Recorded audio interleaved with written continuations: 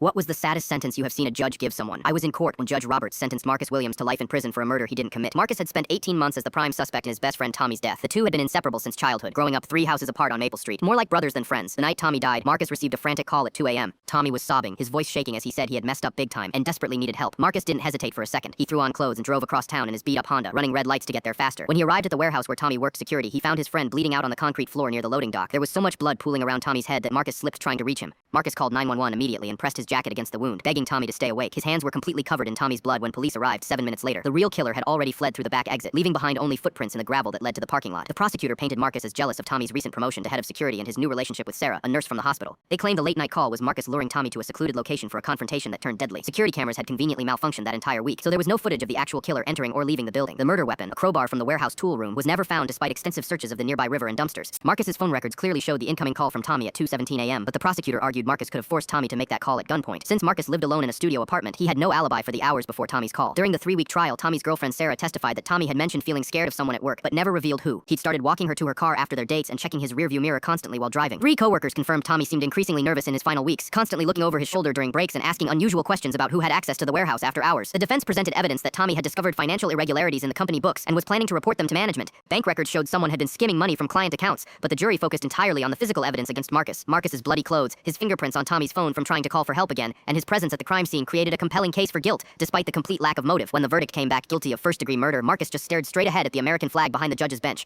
No tears, no outburst, no dramatic collapse, just quiet acceptance of his fate. Judge Roberts looked visibly shaken as he prepared to read the mandatory sentence. His hands trembled slightly as he held the paperwork. The courtroom was completely silent except for Sarah's quiet crying in the front row. "Mr. Williams, this court sentences you to life in prison without the possibility of parole for the first-degree murder of Thomas Chen." Then Judge Roberts did something highly unusual. He paused, looked directly at Marcus and added, "I pray that someday the truth comes to light and justice is truly served in this case." Marcus stood up slowly, turned to Tommy's family sitting in the front row, and said with complete sincerity, "I promise I'll never stop trying to find out who really took him from us. Tommy deserved better than this." Tommy's mother actually nodded at Marcus through her tears, and his father looked conflicted, like he wasn't entirely convinced of Marcus's guilt despite the verdict. 6 months later, the warehouse company's CFO was arrested for embezzling over $2 million from client accounts. During plea negotiations to avoid the death penalty, he confessed to murdering Tommy when Tommy discovered the financial fraud and threatened to expose everything.